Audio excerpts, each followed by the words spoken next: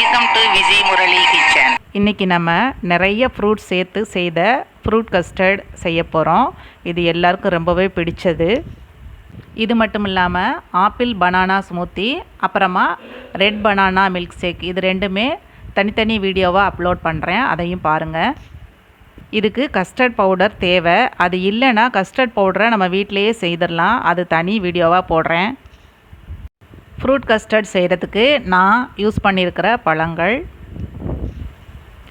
Fruit custard செய்கிறதுக்கு 3/4 litre பால் use பண்ணியிருக்கிறேன். அதிலிருந்து 50 மில்லி தனியாக ஒரு டம்ளரில் எடுத்து வச்சுருக்கிறேன். இது எதுக்குன்னா கஸ்டர்ட் பவுடரை கரைக்கிறதுக்கு. ஒரு ஆப்பிளை பொடிசாக கட் பண்ணி வச்சுருக்கிறேன். ஒரு மாதுளை, 8 டீஸ்பூன் சர்க்கரை எடுத்துருக்கிறேன், 3 டீஸ்பூன் கஸ்டர்ட் பவுடர், 1 கப் திராட்சைப்பழம், 1 செவ்வாழைப்பழம். இதெல்லாம் நமக்கு தேவையான பொருட்கள். இப்போது பாலை முதல்ல காய்ச்சிக்க போகிறோம். பால் சூடாகட்டும். அதுக்குள்ளே கஸ்டர்ட் பவுடரை பாலை ஊற்றி கரைச்சி வச்சுக்கலாம். இதை அப்படியே சேர்த்தோம்னா கட்டி கட்டியாயிரும். ஏன்னா இதில் கார்ன்ஃப்ளவர் மாவு இருக்குது. இதை நல்லா கரைச்சி வச்சுக்கலாம். பாலை ஒரு 10 நிமிஷம் மீடியம் ஃப்ளேமில் வச்சு காய்ச்சி ஓரளவுக்கு பாதி அளவுக்கு வற்றின பிறகு இதை கொஞ்சம் கொஞ்சமாக ஆட் பண்ணிக்கலாம். இப்போ 10 நிமிஷம் ஆயிடுச்சு. நம்ம இதையும் கொஞ்சம் கொஞ்சமாக சேர்த்து கிளறி விட்டுக்கலாம். இதை செய்யும்போது பக்கத்தில் இருந்து கிளறி விட்டுக்கிட்டே இருக்கணும். கிட்டத்தட்ட 20லேருந்து 25 நிமிஷம் ஆகும் மீடியம் ஃப்ளேமில் வச்சு செய்கிறதுக்கு. பால் அடுப்பில் வச்சு சூடாகி கொதிக்க ஆரம்பித்ததுலேருந்து நீங்கள் கிளறி விட்டுக்கிட்டு தான் இருக்கணும், இல்லாட்டி மேலே ஆடை கட்டிடும். கஸ்டர்ட் பவுடர் சேர்த்து ஒரு 5 நிமிஷம் ஆன பிறகு சர்க்கரை சேர்த்து கிளறி விடணும். அதுக்கப்புறமா ஒரு 5 நிமிஷம் ஆன பிறகு நம்மளுக்கு ஓரளவுக்கு இந்த கன்சிஸ்டன்சி கிடைக்கும். இந்த ஸ்டேஜில் நீங்கள் ஸ்டவ்வை ஆஃப் பண்ணிடலாம். இப்போ இதை வேறு ஒரு பாத்திரத்தில் மாற்றிடலாம்.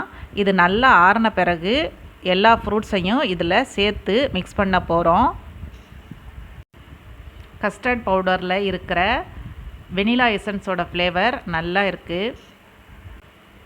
இது நல்லா ஆறிடுச்சு. இப்போ வேறு ஒரு பவுலில் எடுத்து வச்சுருக்கிற பழங்கள் எல்லாத்தையும் ஒன்றொன்னா சேர்த்துக்கலாம். இதை மிக்ஸ் பண்ணும்போது உங்களுக்கு வெனிலா எசன்ஸ் வேணும்னா ஒரு 1/4 டீஸ்பூன் சேர்த்துக்கலாம், நல்ல ஃப்ளேவராக இருக்கும். திராட்சை பழம் சீடு இல்லாததாக யூஸ் பண்ணிக்கோங்க. இப்போ இந்த கஸ்டர்ட் பேஸையும் இதில் சேர்த்துடலாம். இதில் வேறு பழங்களும் சேர்த்துக்கலாம், நம்ம இஷ்டம்தான். அவ்வளோதான், ஃப்ரூட் கஸ்டர்ட் ரெடி ஆயிடுச்சு. இந்த ரெசிபி உங்களுக்கு பிடிச்சிருந்தா விஜி முரளி கிச்சனுக்கு சப்ஸ்கிரைப் பண்ணுங்கள், லைக் பண்ணுங்கள், ஷேர் பண்ணுங்கள், கமெண்ட் பண்ண மறந்துடாதீங்க. உங்களோட ஒவ்வொரு கமெண்ட்டும் எங்களுக்கு என்கரேஜிங்காக இருக்கும். இப்போ இதை சர்வ் பண்ணிடலாம்.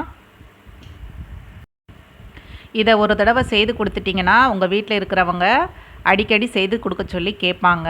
நான் எடுத்துருக்கிற 3/4 லிட்டர் பாலுக்கு இவ்வளவு கிடச்சிருக்கு. ஃப்ரூட்ஸை சின்ன சின்னதாக கட் பண்ணி போட்டுட்டிங்கன்னா திராட்சையை கூட சின்ன சின்னதாக கட் பண்ணி போட்டுக்கலாம், நம்ம இஷ்டம்தான். ஃப்ரூட்ஸ் சாப்பிடாத குழந்தைங்க கூட இதை இஷ்டப்பட்டு சாப்பிட்ருவாங்க.